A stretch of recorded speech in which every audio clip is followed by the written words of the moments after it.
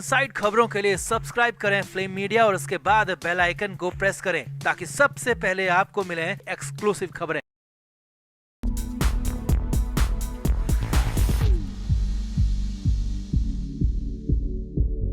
तो उद्धव ठाकरे की पार्टी में जब से नए प्रवक्ताओं की नियुक्ति की गई है तब से ही कुछ न कुछ उठापटक देखने को मिल रही है। जहां एक तरफ संजय राउत नाराज बताए जा रहे हैं, संजय राउत साइडलाइन बताए जा रहे हैं, वहीं अब इकलौती बची महिला नेता ने भी उद्धव ठाकरे को बड़ा झटका दे दिया। जी हां, प्रवक्ता के तौर पर चुनी गई संजना घाड़ी ने उद्धव की पार्टी को अलविदा कह दिया है और एकनाथ शिंदे गुट का दामन थाम लिया है। और सबसे बड़ी बात यह है कि संजना घाड़ी के साथ सभी महिला नेताओं ने उद्धव की पार्टी से इस्तीफा दे दिया है, यानी कि अब उद्धव की शिवसेना में महिला नेता एक भी नहीं बची। तो आपको पूरी इनसाइड स्टोरी दिखाते हैं, आप भी वीडियो को शेयर करें और अपनी राय कमेंट बॉक्स में जरूर दें।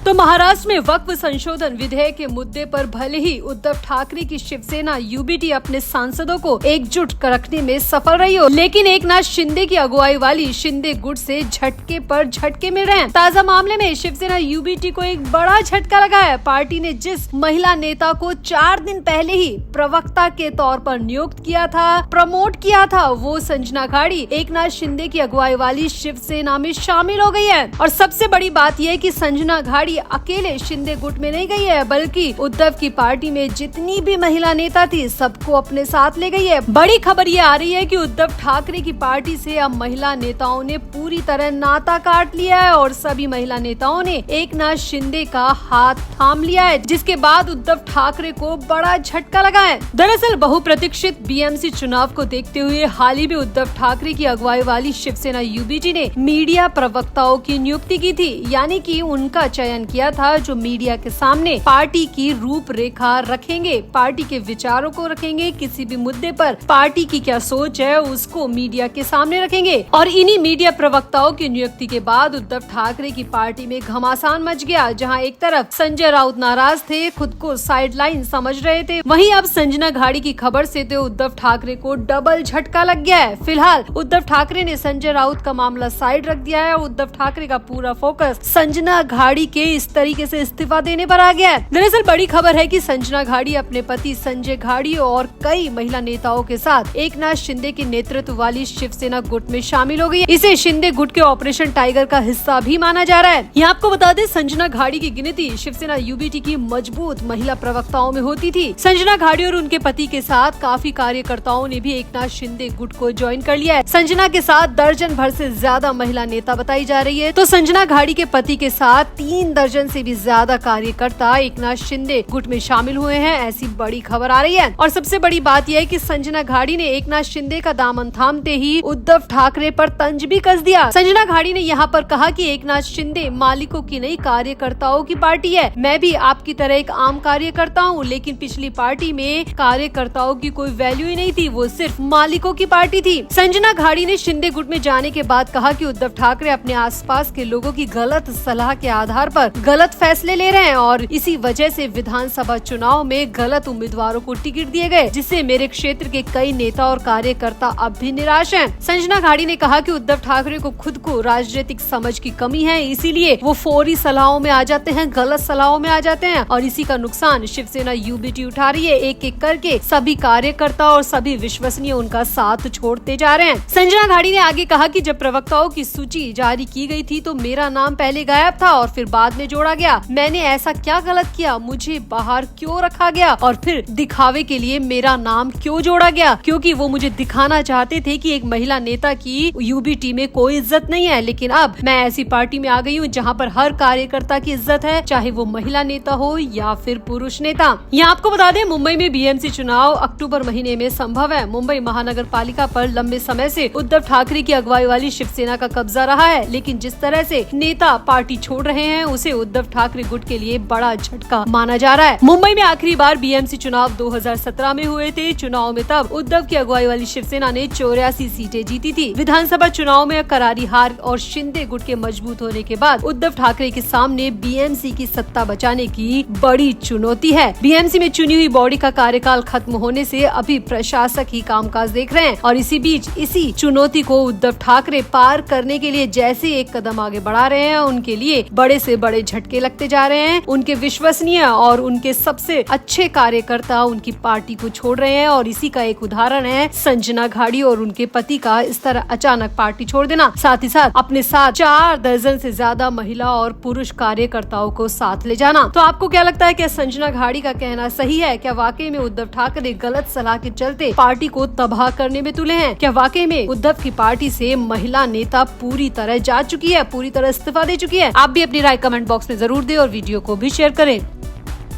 तो बिग बॉस 18 के कंटेस्टेंट और एडवोकेट गुणरत्न सदावते ने महाराष्ट्र नवनिर्माण सेना के नेता राज ठाकरे को धमकी दी है। गुणरत्न का कहना है कि राज ठाकरे और उनसे जुड़े लोग किसी को भी मराठी भाषा बोलने के लिए मजबूर नहीं कर सकते। गुणरत्न ने कहा कि राज ठाकरे और उनके जो लोग वो भाषा के नाम पर मजदूरों और बैंक कर्मियों को सता रहे हैं। भाषा की शक्ति और भाषा की मिठास पर किसी को कोई आपत्ति नहीं है, लेकिन उनके लोग भाषा के नाम पर मारपीट और गुंडागर्दी कर रहे हैं, वो बिल्कुल भी सही नहीं है, वो बिल्कुल भी सहा नहीं जाएगा। गुणरत्न ने आगे कहा कि राज ठाकरे के लोग लोगों को अपमानित कर रहे हैं। जो महिलाएं मोबाइल कंपनियों में हैं, उन्हें प्रताड़ित किया जा रहा है। सिक्योरिटी गार्ड से माफी मंगवा रहे हैं, थप्पड़ मार रहे हैं। ये कोई ब्रेवरी नहीं है। गुणरत्न ने राज ठाकरे का नाम लेकर कहा कि राज ठाकरे ने जो भाषण दिया था उसके बाद से उनके कार्यकर्ता मारपीट कर रहे हैं। हम इसकी निंदा करते हैं, आलोचना करते हैं और हम इसके खिलाफ पुलिस कंप्लेंट भी कर रहे हैं ताकि राज ठाकरे की इस गुंडागर्दी पर लगाम कसी जा सके। गुणरत्न ने आगे कहा कि राज ठाकरे और उनके लोग किसी के साथ भी गुंडागर्दी नहीं कर सकते। हम चाहते हैं कि राज ठाकरे और उनके कार्यकर्ताओं पर सख्त से सख्त कार्रवाई होनी चाहिए। वो मराठी भाषा के नाम पर अपनी गुंडागर्दी यूं इस तरह महिलाओं पर, बैंक कर्मियों पर और कमजोर वर्ग पर नहीं दिखा सकते।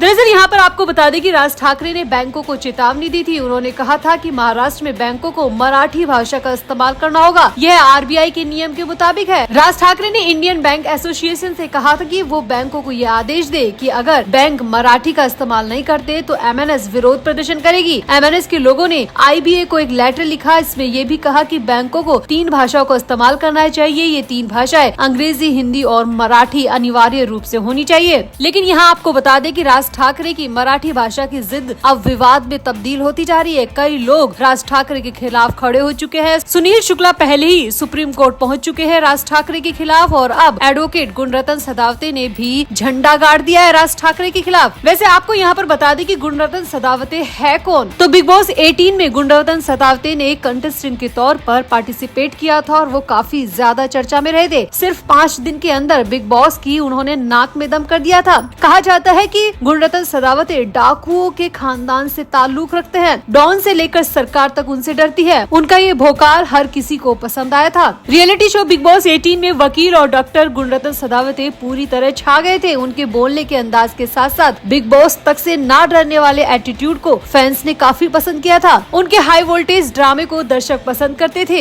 यहाँ आपको बता दें गुणरत्न सदावते का जन्म महाराष्ट्र के नांदेड़ में हुआ था। वो खुद मराठी है। उनके पिता पुलिस में थे और उनकी वाइफ डॉक्टर है। उनकी एक बेटी भी है जिन्होंने 10 साल की उम्र में 17 लोगों की जान बचाई थी और उसके लिए उनकी बेटी को राष्ट्रीय वीरता पुरस्कार भी मिला था। गुणरत्न छोटी सी उम्र से ही बड़े जिम्मेदार माने जाते हैं। वो पहले डॉक्टर थे और उसके बाद में उन्होंने वकालत करने की सोची और वकालत को अपना पेशा बना लिया। फिलहाल तो गुणरत्न सदावते सीधे राज ठाकरे से पंगा मोल ले चुके हैं। मराठी भाषा विवाद को लेकर राज ठाकरे को धमका चुके हैं और राज ठाकरे की गुंडागर्दी को सबक सिखाने का ऐलान कर चुके हैं। तो आपको गुणरत्न सदावते के इस पूरे बयान पर क्या कहना है? आप भी अपनी राय कमेंट बॉक्स में जरूर दें और ये भी बताएं कि क्या वाकई में राज ठाकरे मराठी भाषा के नाम पर गुंडागर्दी कर रहे हैं या फिर मराठी भाषा महाराष्ट्र के लिए अनिवार्य करने की मांग उनकी बिल्कुल सही है। आप भी अपनी राय कमेंट बॉक्स में जरूर दें और वीडियो को भी शेयर करें।